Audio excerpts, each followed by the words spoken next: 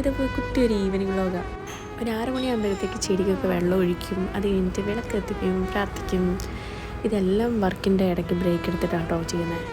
ഒരു 6:30 ആകുമ്പോഴത്തേക്ക് ബാൽക്കണി എല്ലാം ക്ലോസ് ചെയ്തിടും, അല്ലെങ്കിൽ നല്ല കൊതുക് കയറും. അത് കഴിഞ്ഞിട്ട് അടുത്ത ടാസ്ക് എന്ന് പറയുന്നത് ഇവൾക്ക് ഫുഡ് കൊടുക്കുന്നതാണ്.